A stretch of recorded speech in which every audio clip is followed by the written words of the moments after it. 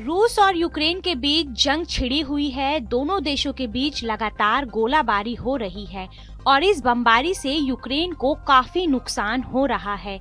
लेकिन इस जंग में चीनी विदेश मंत्रालय ने रूस के खिलाफ लगे प्रतिबंधों को लेकर अमेरिका को जमकर खरी खोटी सुनाई है।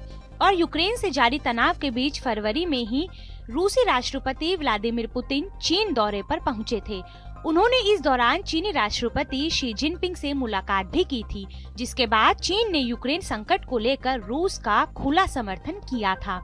ऐसे में सवाल उठता है कि यूक्रेन रूस विवाद में चीन का क्या महत्व है और दूसरी ओर अमेरिका के कूटनीतिक तौर पर फेल होने की खूब चर्चा हो रही है। लेकिन इन सभी के बीच आज हम आपको इस वीडियो में बताएंगे कि चीन के साथ यूक्रेन का सैन्य और व्यापारिक संबंध क्या है। बहुत कम लोगों को मालूम होगा कि चीन का पहला एयरक्राफ्ट कैरियर लियोनिंग को यूक्रेन से ही खरीदा था।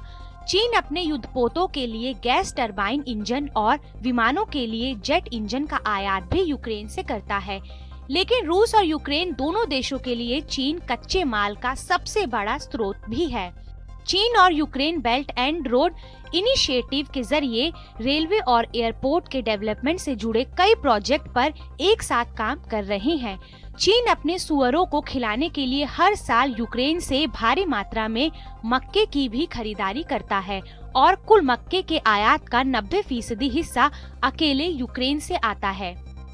एक साल पहले चीन ने यूक्रेन की विमान इंजन निर्माता कंपनी मोटर सिच पर कब्जा करने के लिए चाल भी चली थी, लेकिन अमेरिका और रूस ने चीन के इस प्लान को फेल कर दिया था।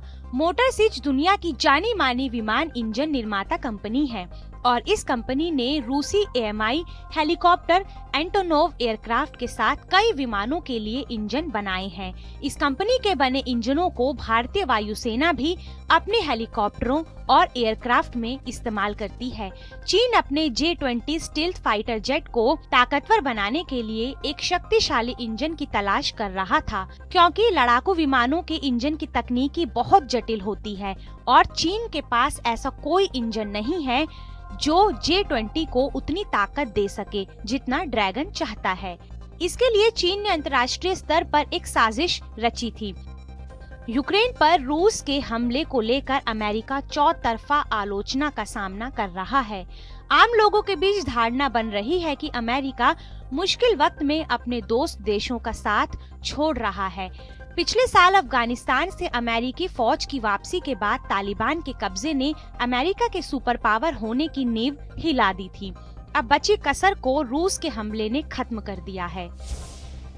अमेरिका ने साफ शब्दों में कह दिया है कि वो यूक्रेन की तरफ से लड़ने के लिए अपनी फौज नहीं भेजेगा। इसके बावजूद अमेरिका ने रूस के ऊपर कई तरह के आर्थिक और सैन्य प्रतिबंधों का ऐलान किया है।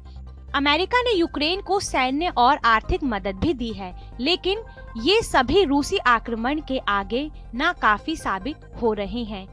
तो आपको हमारा ये वीडियो कैसा लगा, हमें कमेंट बॉक्स में जरूर बताएं। बाकी देश और दुनिया की तमाम बड़ी खबरों से जुड़ने के लिए आप सब्सक्राइब कीजिए हमारा डिजिटल चैनल और देखते रहिए TV9 भारतवर्ष।